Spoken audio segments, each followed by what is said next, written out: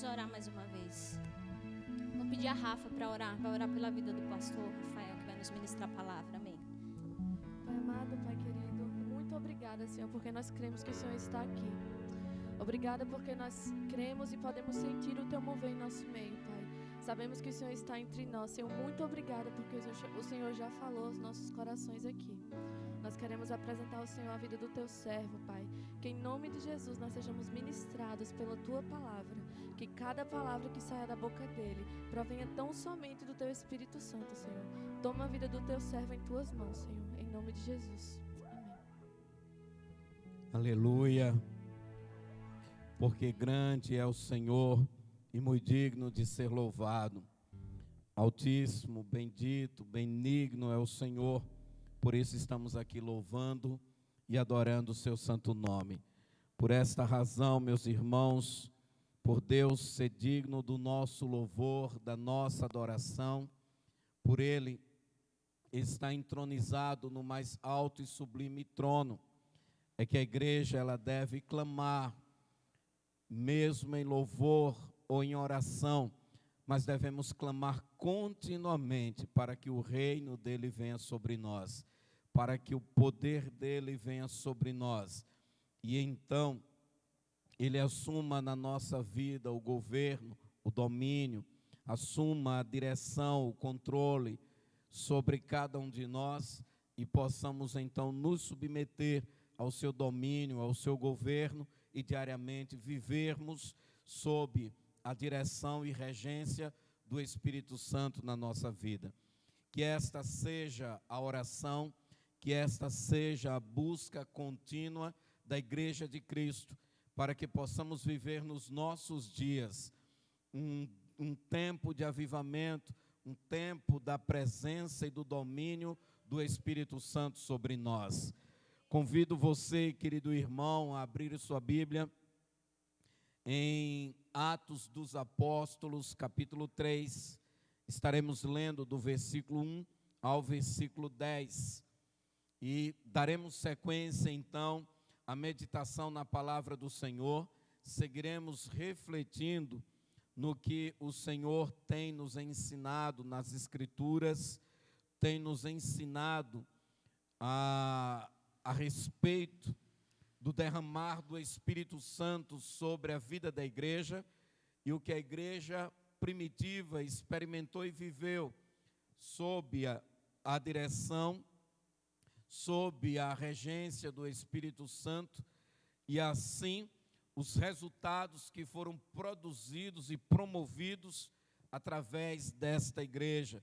E consequentemente, meus irmãos, esse mesmo Espírito, esse mesmo poder está sobre nós, esse mesmo domínio está sobre nós, essa mesma grandeza está sobre nós, o mesmo Espírito que esteve na igreja primitiva está na igreja de hoje. Então, queridos, nós precisamos orar e buscar ao Senhor para que assim venhamos também experimentar da presença impactante de Deus, como a igreja primitiva experimentou. Atos dos Apóstolos, capítulo 3, do versículo 1 ao versículo 10, diz a palavra do Senhor: Pedro e João subiam ao templo para a oração da hora nona. Era levado um homem coxo de nascença, o qual punham diariamente à porta do templo, chamada Formosa, para pedir esmola aos que entravam. Vendo ele a Pedro e João, que iam entrar no templo, implorava que lhe dessem uma esmola. Pedro, fitando juntamente com João, disse: olha para nós. Ele os olhava atentamente, esperando receber alguma coisa. Pedro, porém, lhe disse: não possuo nem prata nem ouro, mas o que tenho, isso te dou. Em nome de Jesus Cristo, Nazareno, anda. E tomando-o pela mão direita, o levantou, e imediatamente os seus pés e tornozelos se firmaram. De um salto se pôs em pé, passou a andar e entrou com eles no templo, saltando e louvando a Deus. viu todo o povo a andar e a louvar a Deus, e reconheceram-se ele, o mesmo que esmolava assentado à porta formosa do templo, e se encheram de admiração e assombro, por isso que lhe acontecera. Amém? A porta formosa é o tema que quero refletir na noite de hoje com os irmãos, dando sequência, meus queridos, à operação do Espírito Santo na vida da igreja. Estivemos por algumas semanas falando a respeito do capítulo 2, do derramamento do Espírito sobre a igreja, daquilo que a igreja viveu com a descida do Espírito Santo, e ali então, neste capítulo 2, nós podemos ver já o princípio da ação e atuação do Espírito Santo sobre a igreja. Também, nesse mesmo capítulo 2, vemos não apenas o Espírito Santo atuando na vida da igreja, o Espírito Santo agindo sobre a igreja, mas também, que por sinal foi a última mensagem, vemos a igreja andando no Espírito, a igreja caminhando alinhada e sob o domínio do Espírito Santo sobre a vida dela.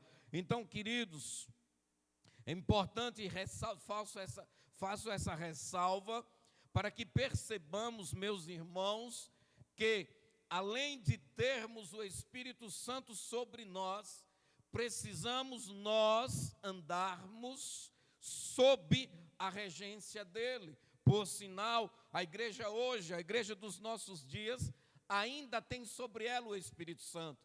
Desde que ele desceu em Atos dos Apóstolos, sobre esta igreja, o Espírito Santo não foi mais removido. O Espírito Santo não voltou mais para o céu. Ele continua com a igreja de Cristo. Então, nós temos mais de 2000 anos em que o Espírito Santo está aqui. Nós temos mais de 2000 anos, meus queridos, mais de 2 milênios, que o Espírito Santo se faz presente na terra, que o Espírito Santo tem desenvolvido e desempenhado o seu ministério sobre a vida da igreja. São mais de 2000 anos que o Espírito de Deus está sobre nós. Mas, como diz, Ele está, e como nós estamos em relação a Ele. Esta igreja, ao receber, ela viveu a presença desse Espírito, ela viveu em completa sintonia, em completa harmonia com esse poder sobre ela. A igreja aqui de Atos, ela se sujeitou, ela se submeteu, ela aceitou e buscou estar cheia deste poder e desse Espírito. Mas vemos que, com o passar dos séculos, a igreja, ela foi esfriando. Com o passar dos séculos, este fogo que se acendeu no coração do povo de Deus, ele foi baixando a sua chama, ele foi esfriando, ao ponto então, em que a igreja ela chegou por um momento a distanciar-se totalmente do seu Senhor, a estar afastada da centralidade das Escrituras, havendo a necessidade de uma reforma, havendo a necessidade de que Deus desse novamente uma sacudida no seu povo e despertasse então o seu povo a voltar-se para a palavra. E estamos vendo nos dias de hoje, meus queridos, novamente um esfriamento da igreja. Estamos percebendo então que a igreja de Cristo anda com a palavra na mão, tem o Evangelho, tem as Escrituras, tem o poder de Deus sobre si, mas não tem vivenciado e andado sob este poder, não tem experimentado da presença deste poder continuamente na sua vida. E há uma necessidade, meus irmãos, de mais uma vez a igreja do Senhor Jesus, ela ser sacudida.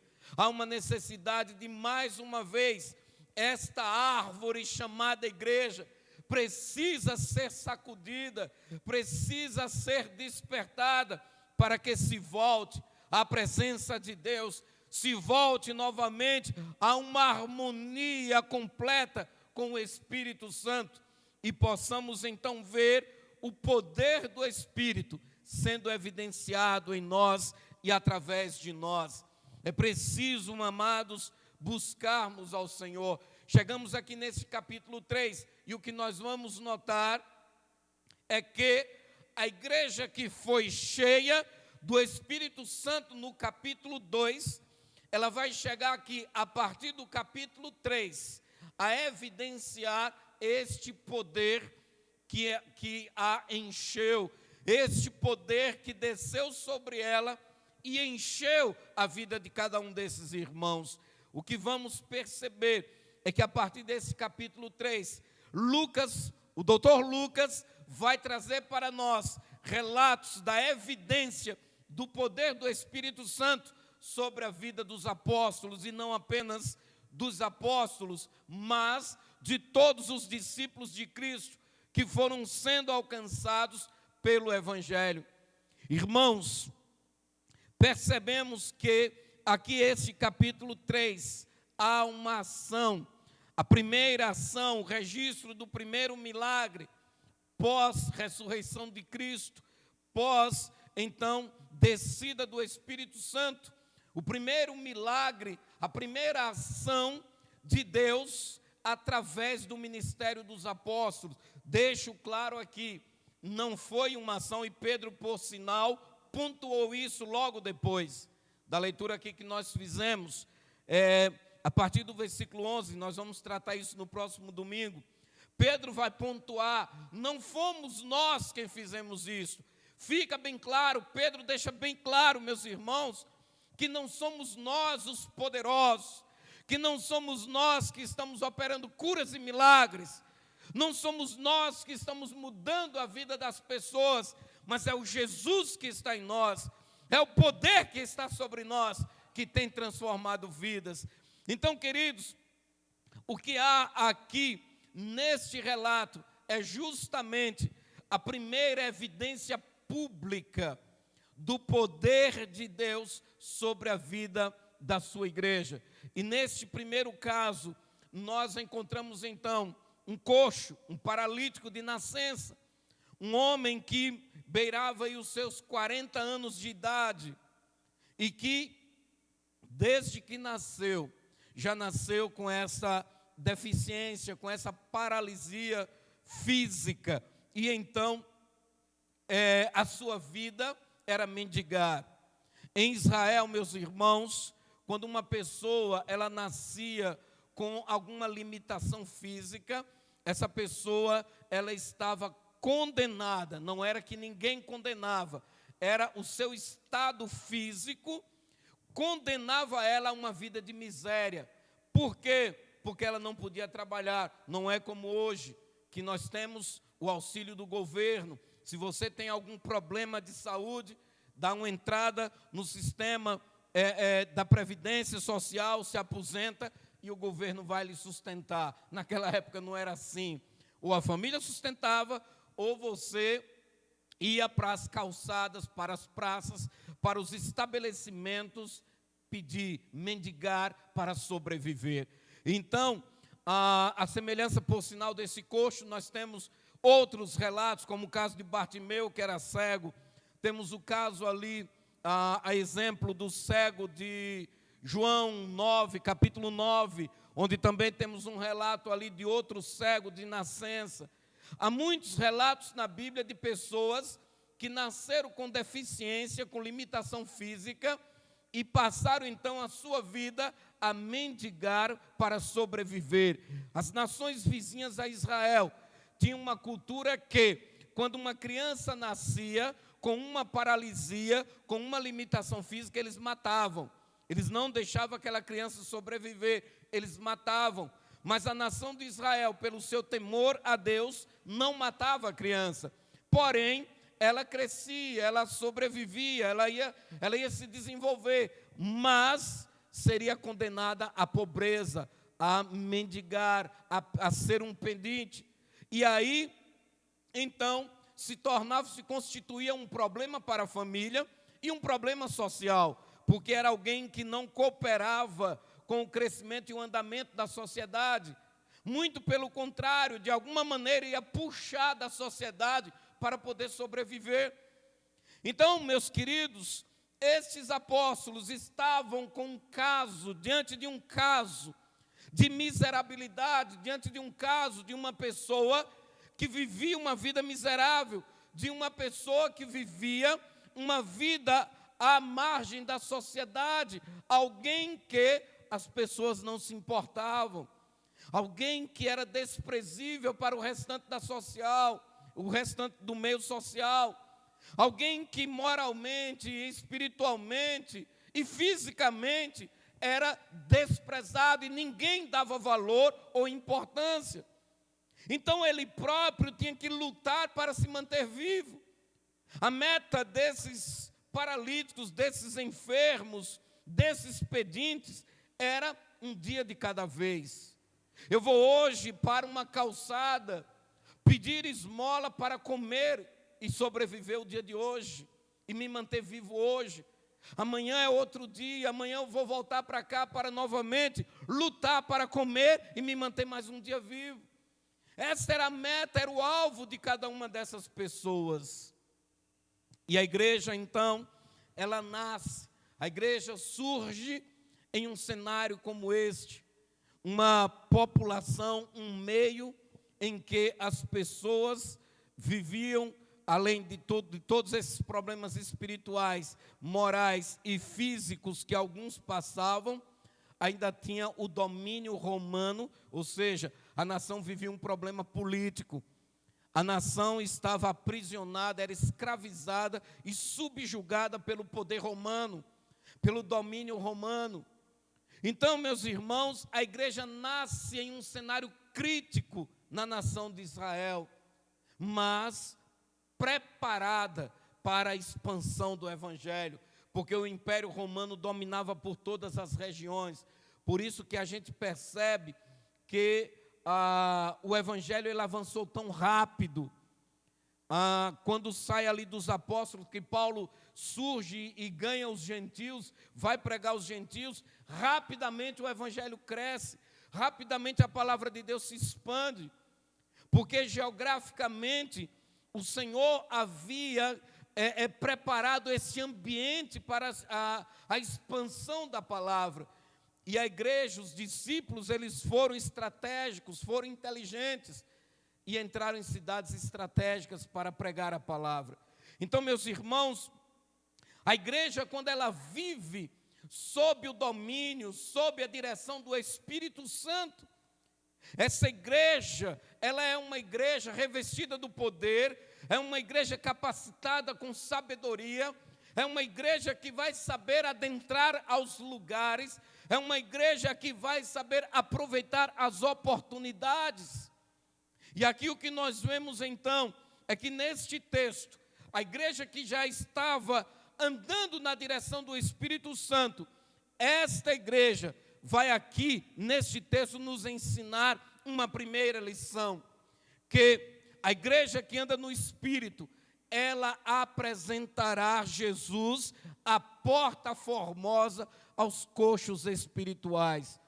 A igreja que anda no Espírito, meus irmãos, ela vai saber apresentar, ela vai ter como propósito, como alvo, como objetivo da sua vida, apresentar Jesus àqueles que andam paralíticos espiritualmente, aqueles que andam aprisionados na sua vida espiritual, aqueles que andam presos, enjaulados, impedidos de caminhar e viver na sua vida espiritual.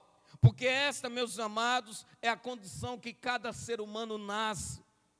Depois da queda de Adão, depois do pecado de Adão, toda a descendência de Adão, toda a raça humana nasce com paralisia espiritual. Todos nós nascemos sob o domínio da natureza pecaminosa. Todos nós nascemos com o pecado impregnado em nós. Todos nós, todo ser humano já nasce um pecador. Até aquele bebezinho lindo, manso, tão belo, tão inofensivo e indefeso, que está nos braços da mãe, dormindo com total confiança e descanso e repouso. Mas aquele pequeno bebê, aquele lindo bebê, é um lindo pecador, é um pequeno pecador. É alguém que nasce com a natureza pecaminosa, que em algum momento esse pecado vai se manifestar na vida dele. Essa natureza pecaminosa vai se evidenciar na vida dele. Então, queridos, toda a raça humana nasce pecadora. Todos nós nascemos pecadores e necessitamos da graça de Deus. Necessitamos conhecer Jesus. Necessitamos conhecer o Cristo, a porta formosa. Precisamos conhecer este Cristo. Este paralítico, este coxo, todos os dias era colocado na porta formosa do templo, na porta mais bonita que tinha no templo. Era a porta onde se tinha o maior acesso, o maior fluxo de pessoas. Então ele tinha como alvo, essa porta é o lugar mais estratégico para eu pedir, é por onde passa mais gente, é por onde passa mais pessoas. Então eu serei visto por mais pessoas e poderei receber a oferta de um maior número de pessoas. Era estratégico a estadia dele ali, o ponto de mendigar para ele era estratégico. Mas, meus queridos, aquele homem nunca imaginava que existia uma porta mais formosa do que aquela. Aquele homem não imaginava que existia algo mais formoso do que o que os seus olhos contemplavam todo dia naquele templo. E então ele tem a oportunidade de ser apresentado a ele a porta formosa, o Cristo, o Filho de Deus. Agora, meus queridos, porque ele teve essa oportunidade? Por conta de uma igreja que orava, por conta de uma igreja que tinha uma vida de oração, por conta de uma igreja que tinha o hábito de estar buscando ao Senhor continuamente. Veja que o versículo 1 nos relata aí, que Pedro e João subiam ao templo para a oração da hora nona. Era costume em Israel, 3 horários de oração, 9, meio-dia e às 3 horas da tarde. Então, Pedro e João, como bons judeus, e agora, cheios do Espírito Santo, seguidores de Cristo, compreenderam o quanto é importante a vida de oração. A razão de Pedro e João estarem ali, meus irmãos, não era apenas pelo hábito judaico de ir ao templo orar, mas agora era pela intimidade que eles tinham com Deus, era pela relação que eles tinham com Jesus. Eles entenderam e viram na vida do próprio Jesus, que Jesus, mesmo sendo Deus, mas no seu ministério terreno, Jesus teve uma vida de oração ativa. Jesus gastou horas e horas, muitas horas do seu ministério orando, buscando ao Senhor. E então, esses discípulos aprenderam com Jesus a importância de orar. E eles estavam indo ao templo para orar. A igreja que ora, meus irmãos, é uma igreja que tem sensibilidade espiritual. É uma igreja que está sensível às necessidades do seu próximo. É uma igreja que está atenta ao que está acontecendo ao seu redor. Quantas pessoas adentravam todos os dias naquele templo para orar, para buscar a Deus? Mas ninguém nunca se importou com o problema daquele coxo. Ninguém nunca deu atenção ao problema daquele homem. Até esse dia. Até o dia em que Pedro e João foram ao templo. Queridos, nós precisamos estar em intimidade com Deus, em sintonia com Deus, para que assim tenhamos a sensibilidade de perceber a necessidade daqueles que cruzam o nosso caminho. Com quantas pessoas nós nos relacionamos todos os dias? Quantas pessoas cruzam o nosso caminho que estão aprisionadas nas trevas, que são prisioneiros espirituais, que são escravos do pecado, escravos de Satanás? Quantas pessoas não estão nessa condição e cruzam o seu caminho e o meu caminho todos os dias? Mas qual é a nossa atitude? Qual é a nossa percepção em relação a essas pessoas? Queridos, percebemos que esse homem nasceu coxo, e todos nós nascemos, como diz, coxos com problemas espirituais. Todos nós nascemos pecadores e estamos em uma situação de oposição a Deus, ou seja, nascemos no pecado e no pecado em que estamos, nos constituímos inimigos de Deus. Este homem, desde que nasceu, estava nessa condição de pecado, porque era descendente de Adão. Então a paralisia desse homem não era apenas física, ela era também espiritual. O problema desse homem não estava apenas no seu corpo físico, estava também no seu interior, na sua vida espiritual. A vida deste homem estava tomada completamente de problemas. Este homem, meus queridos, era pobre, era um homem, devido à sua condição física, um homem pobre. O pecado nos faz também míseros, paupérrimos espiritualmente. O pecado nos deixa também como miseráveis diante de Deus, em uma condição de miserabilidade diante de Deus. Essa é a condição espiritual de cada pessoa quando nasce. Ela nasce paupérrima, miserável, inimiga de Deus, porque nós estamos sob o domínio do pecado, estamos sob o controle do pecado, com uma dívida que não podemos pagar. Como estava aquele credor incompassivo quando foi levado à presença do rei. Tinha uma dívida que ele não conseguia pagar e o rei perdoou. Nós estamos, quando nascemos, nós estamos em uma condição diante de Deus desse mesmo jeito, com uma dívida espiritual que não conseguimos pagar. Mas por intermédio de Cristo, o Filho de Deus, toda a dívida ela é cancelada uma vez que cremos em Jesus como nosso Salvador. Queridos, este homem era posto todos os dias na porta do templo. O templo representava o lugar da adoração, o lugar da presença de Deus. O templo para o judeu era o lugar aonde Deus estava. Então isso quer dizer, isso significa que todos os dias aquele coxo era colocado na porta do templo onde Deus estava. Ele estava tão perto de Deus, mas ao mesmo tempo muito distante, porque ninguém nunca apresentou Jesus para ele. Ninguém nunca apresentou Deus para ele. Ele estava perto, do lado, na porta de entrada à presença de Deus, mas não conseguia entrar no Santo dos Santos, não conseguia adentrar a um relacionamento, a uma intimidade com o Senhor.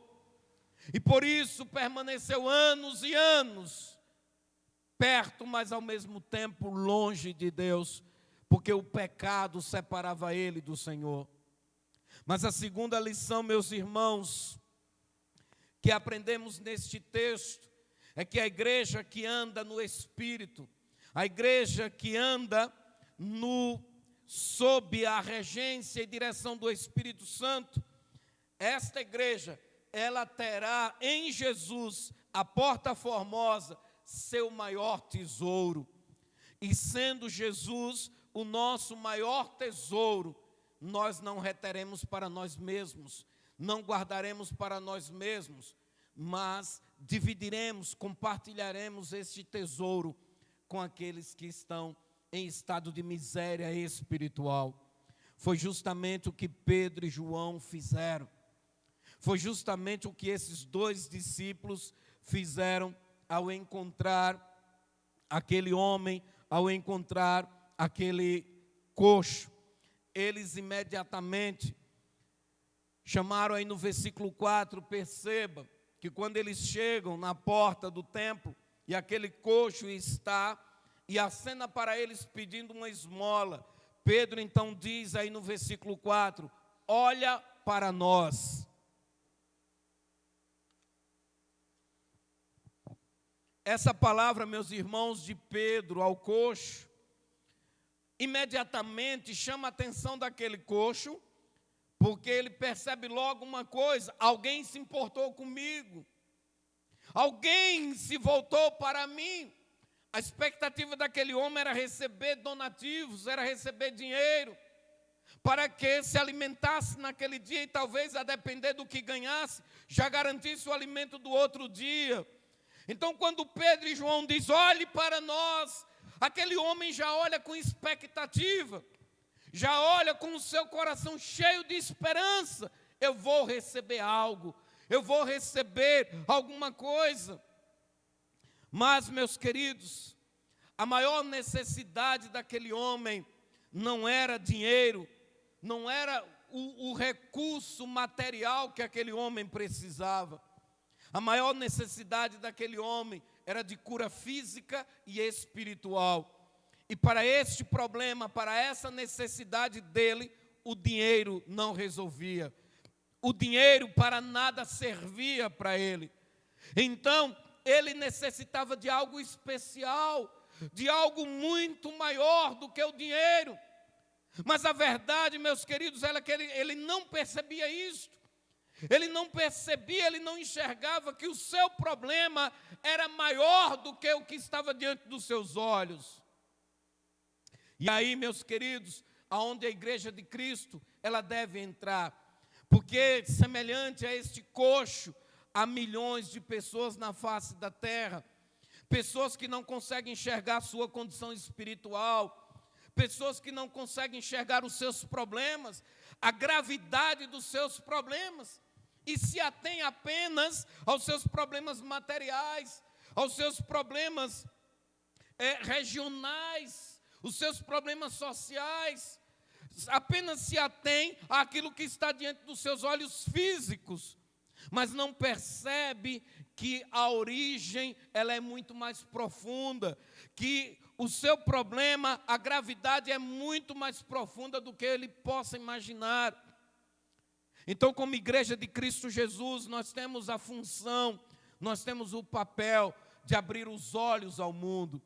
Não esqueçamos, meus queridos, do que Jesus nos falou em Mateus 28, 18, que me é dado todo o poder e autoridade nos céus e na terra. E sabedores desta verdade, esta palavra ela estava recente. Jesus tinha dito logo após logo após a sua ressurreição, após Jesus ter ressuscitado dentre os mortos, antes da sua partida, nos seus últimos encontros com os discípulos, ele disse a eles: me é dada toda a autoridade nos céus e na terra, o poder e a autoridade. Então aí ele segue de fazer discípulos de todas as nações. Pedro e João lembraram disso. Nós em nós mesmos não temos o poder, mas nós servimos a um Cristo que Ele tem todo o poder e autoridade nos céus e na terra. Então, quando Pedro e João diz para aquele coxo, olhe para nós, Pedro e João chamam a atenção deste homem para aquilo que eles querem entregar a ele. Pedro e João então afirma a eles: nós não temos prata e nem ouro, mas o que nós temos, isso te damos. Em nome de Jesus, anda. Queridos, Jesus tem todo o poder e autoridade. Filipenses capítulo 2, versículos do 9 ao 11. Paulo vai nos dizer ali que Deus deu a Jesus um nome que está acima de todo nome.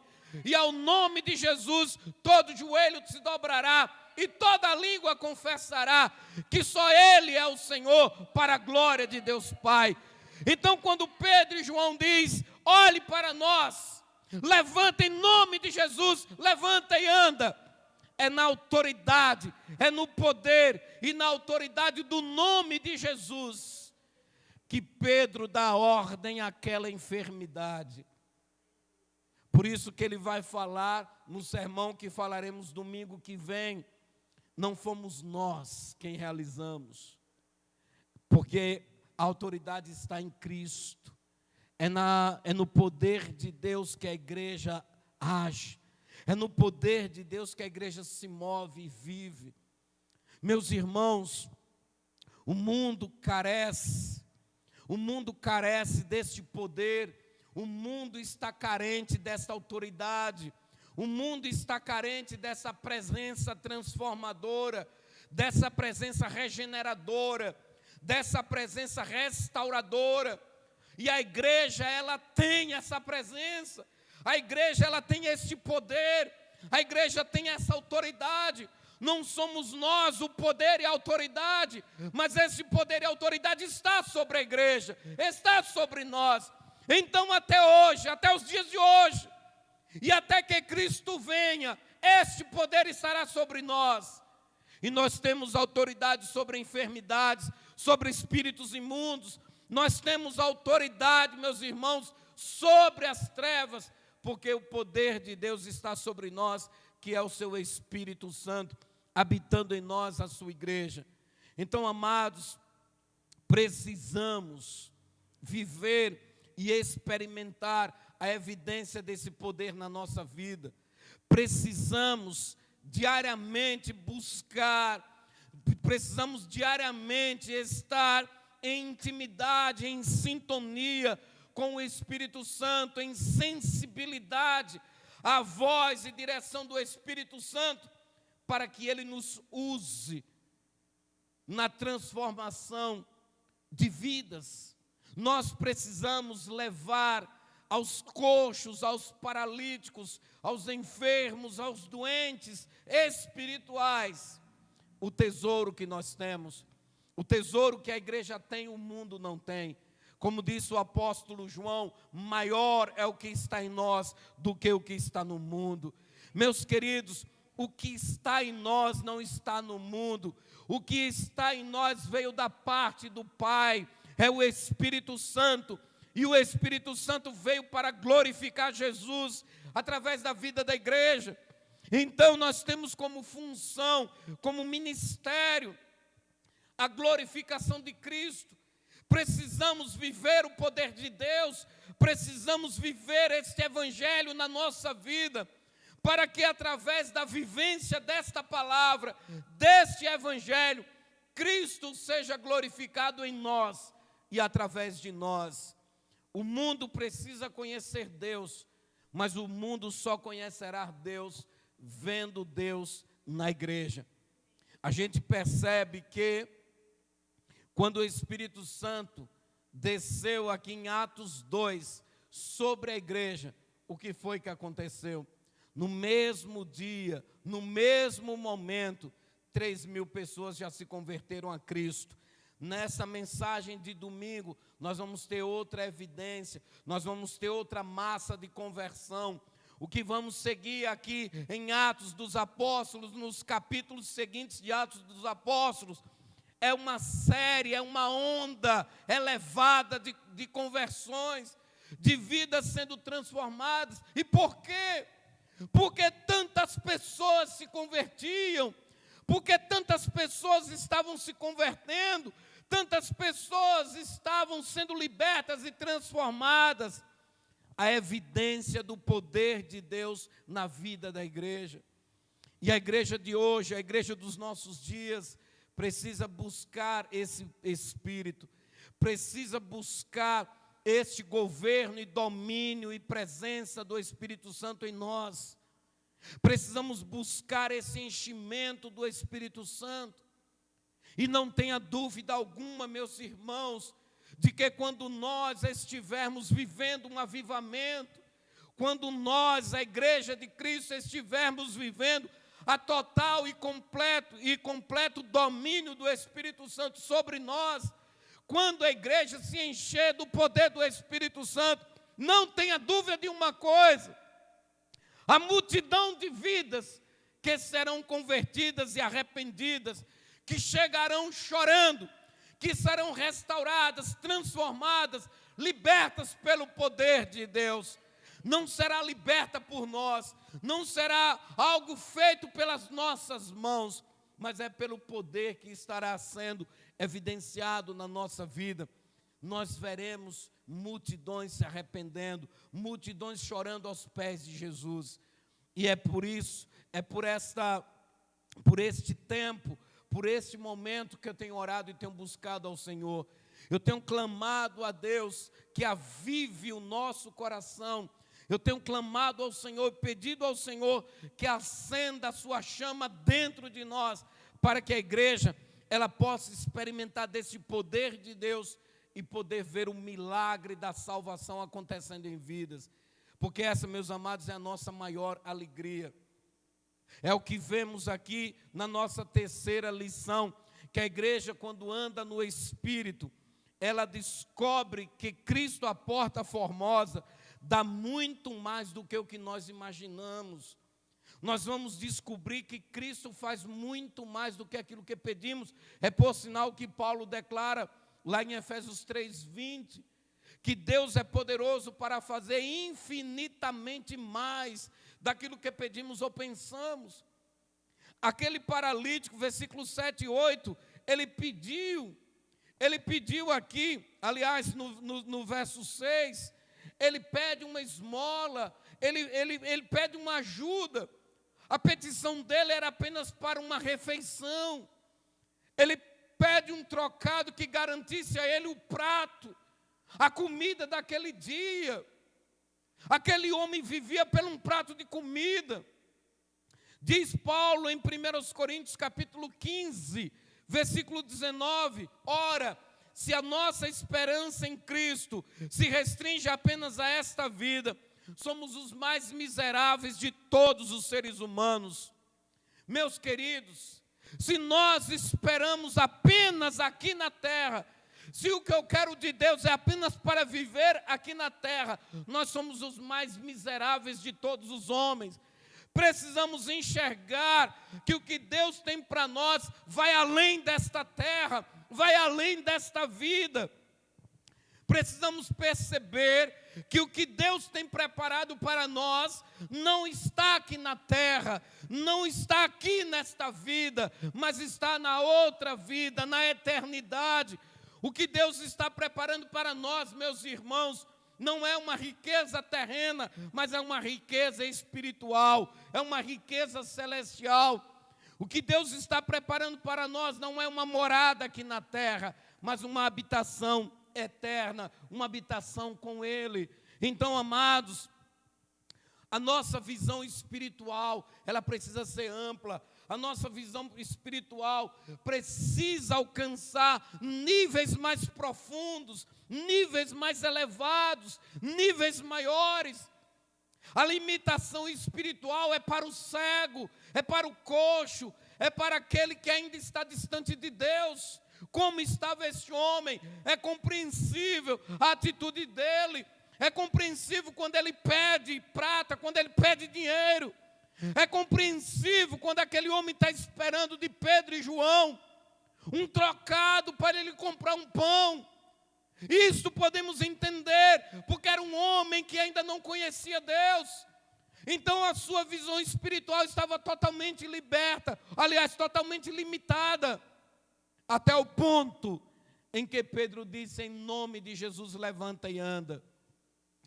A transformação física daquele homem traz como consequência a transformação espiritual. O que aquele homem experimenta na sua carne, ele vai experimentar também no seu espírito, porque imediatamente, ao ser curado, quando Pedro diz: levanta-te e anda, Pedro se abaixa e estende a mão para ele, a mão de graça, a mão de misericórdia, a mão de amor, e levanta aquele homem. Aquele homem, então, confiante daquilo que ele recebeu, da palavra que ele recebeu, ele reage, ele se levanta, ele firma seus pés para levantar. E o texto nos deixa claro que ele se levanta, firmou seus pés e deu um salto de cura, o salto da libertação, o salto da restauração, o salto da transformação, o salto, meus queridos, da autenticidade, do poder de Deus na vida daquele homem. E imediatamente o que acontece, o texto diz aí, que ele entra, versículo 8, saltando e louvando a Deus dentro do templo. A primeira atitude do homem curado, a primeira atitude daquele homem que foi liberto, que foi restaurado pelo poder de Deus, foi entrar na presença de Deus, entrar com os discípulos para adorar ao Senhor e buscar aquele que lhe abençoou. Essa deve ser a nossa postura. Precisamos, meus queridos, buscar a presença de Deus quando somos abençoados. Precisamos aprender a ser gratos a Deus por aquilo que Ele fez para conosco. Precisamos voltar o nosso coração em uma busca contínua e profunda ao Senhor. Precisamos, meus irmãos, dedicar a nossa vida nessa busca ao Todo-Poderoso. E aquele homem, então, somado aos discípulos, entra no templo, mostrando para todos aqueles que ali já estavam o que Deus fez na sua vida, o poder que Deus derramou sobre ele. Quantas pessoas, meus queridos, vivem ainda aprisionadas a uma visão limitada, aprisionadas, escravizadas por situações espirituais e não conseguem enxergar que em Deus nós temos liberdade, que no Espírito Santo nós somos livres. Não conseguimos enxergar que em Deus nós conseguimos ter muito mais do que o que esta vida nos oferece, um prato de comida, às vezes uma casa para morar, um bom emprego.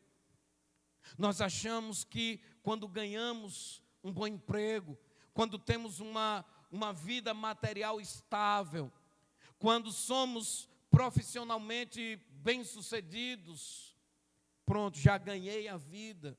Aí é o que Paulo diz: se esperamos em Cristo apenas nessa vida, somos mais miseráveis de todos os homens. A vida não se resume ao que você vive aqui na terra. Não esqueça, meus queridos, que nós fomos gerados pelo Eterno. Lembre da formação de Adão. Deus formou Adão do barro, do pó da terra, e depois soprou o fôlego de vida. A vida saiu de Deus. Sem o sopro de Deus, Adão era apenas barro, era apenas pó. Mas Deus compartilhou conosco da sua eternidade. Deus pôs neste barro a sua vida, a sua eternidade. Nós viemos da eternidade e para a eternidade voltaremos. Então não pense que tudo que Deus tem para fazer na sua vida, você vai viver aqui na terra. Não, meus queridos. Aqui é uma vida passageira. O que temos vivido aqui é passageiro, é temporário, como Paulo diz lá em Coríntios. É momentâneo. Isso vai acabar, isso vai passar. Por mais que você viva e queira viver anos e mais anos, décadas e mais décadas aqui na terra, mas vai chegar uma hora que você vai morrer. Por mais que você não queira morrer, já estou batendo 100 anos e não quero morrer, eu quero viver mais, mas tu vai morrer. Ninguém vai escapar não, vai morrer. Então, meus queridos, a gente precisa pensar, precisa enxergar que Deus tem algo muito maior do que o que os nossos olhos conseguem enxergar aqui nesta terra. Precisamos desejar o celestial, precisamos sonhar, buscar e planejar a eternidade. Precisamos desejar em nosso coração ardentemente pelo que Deus tem estabelecido na eternidade para nós. O nosso coração, meus queridos, precisa querer viver o profundo que Deus tem para nós. Eu tenho pregado nas quartas-feiras sobre a carta aos Efésios e tenho falado sobre as riquezas de Deus em Cristo Jesus. As riquezas que temos, por sinal, quarta-feira vamos entrar no capítulo 3. E lá no versículo 8, Paulo nos fala das insondáveis riquezas de Cristo. São essas riquezas, meus queridos, que o nosso coração tem que desejar. São essas riquezas que o nosso coração tem que sonhar, almejar e buscar. E foi isto que João e Pedro fizeram com este coxo. Abriram os olhos. Não apenas deram a restauração física, mas deram a restauração espiritual daquele coxo. A vida desse homem mudou, por sinal ele vai ser citado lá no capítulo 4. E já é um homem transformado, já é um homem liberto, já é um homem que está experimentando o poder de Deus. Isso é o que precisamos, querido. Isso é o que o nosso coração precisa sonhar. Jesus é a porta formosa, que ao adentrarmos nela, descobriremos riquezas que jamais imaginaríamos. Ao adentrarmos pela porta formosa que se chama Cristo, descobriremos uma imensidão, um tesouro que jamais o nosso coração sonhou ou desejou. Que o Espírito Santo abra os nossos olhos, que o Espírito Santo trabalhe e trate a sua igreja de maneira, meus irmãos, que nós percebamos o que Deus ainda tem para nós. Porque se você já se considera um crente abençoado, se você já se considera um crente enriquecido pela graça de Deus, eu quero dizer a você, meu irmão, que há muito mais ainda. Que há uma riqueza ainda que nós não conseguimos experimentar. Que há um tesouro que os nossos olhos ainda não conseguiu alcançar. Que as nossas mãos ainda não conseguiram tocar. E é isso que eu estou me despertando, é isso que eu estou buscando. E tenho trazido aqui através dessas mensagens para que a igreja se desperte também. Para que cada um de nós percebamos que há um tesouro ainda a ser conquistado, ainda a ser alcançado. Vamos buscar juntos, amados. Vamos buscar juntos este tesouro. Vamos buscar juntos este poder, essa presença incomparável de Deus. E vamos nos deleitar, deliciar e nos envolver nos braços do Todo-Poderoso. Que o Senhor nos abençoe e que o Espírito Santo assim venha agir e operar na vida de cada um de nós. Eu quero convidar você a orar. Eu quero convidar você a buscar a presença de Deus agora em oração comigo. Ó Deus Todo-Poderoso, graças te rendemos, ó Pai, e louvamos o teu nome por estar, Senhor, aqui na tua presença. Obrigado, Pai querido, pela tua palavra que é viva e eficaz. Obrigado, Pai, pela tua palavra que é poder transformador. Que a tua palavra é poder regenerador, que a tua palavra é poder libertador. Obrigado, Deus, por esta palavra, Senhor, que tem mudado vidas. Essa palavra, Senhor, que muda realidades de pessoas. O que vemos aqui nesta noite foi alguém que estava há 40 anos escravizado. Mas no dia em que conheceu o poder de Deus, no dia em que conheceu Jesus, ele foi liberto, ele foi curado, ele foi restaurado e a sua vida mudada. Este mesmo poder ainda atua hoje, este mesmo poder ainda tem libertado vida hoje, esse mesmo poder ainda tem curado os enfermos hoje. Nós cremos, Senhor, que o Senhor não mudou. Nós cremos que o Senhor ainda é o mesmo, que o Senhor opera ainda os mesmos milagres, que o Senhor realiza ainda as mesmas obras. Então, ó Pai, nós te pedimos, ó Deus, que no nome de Jesus, visite esta pessoa, meu Pai querido, que ora conosco agora. Essa pessoa que se sente aprisionada, essa pessoa que se sente escravizada, paralisada na sua vida, em nome de Jesus, no poder que há no nome de Jesus, quebra esta cadeia, quebra em nome de Jesus esta prisão que o aprisiona. Em nome de Jesus, dá a esta pessoa, Senhor, a liberdade, a libertação, que esta pessoa experimente em Jesus a cura e a libertação que ela precisa. Em nome de Jesus, ó Pai, estende a tua mão de graça e poder sobre esta vida e traz cura e restauração para a glória e louvor do teu nome. Que Jesus entre nesta casa, que Jesus entre nesta vida e que esta pessoa tenha o privilégio de adentrar a porta formosa que se chama Jesus. E por meio então desta aliança estabelecida com Cristo, ele venha ser liberto e curado e restaurado para a glória do teu nome. Assim nós oramos em nome de Jesus. Amém. Meu querido internauta, que Deus te abençoe, que o Espírito Santo encha a sua vida, entre na sua vida e na sua casa, e assim traga a libertação.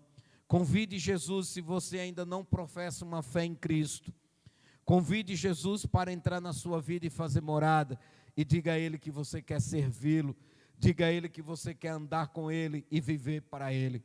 Confesse Jesus como seu Salvador, e você terá uma aliança com Ele. Que Deus te abençoe. Assim encerramos a nossa transmissão.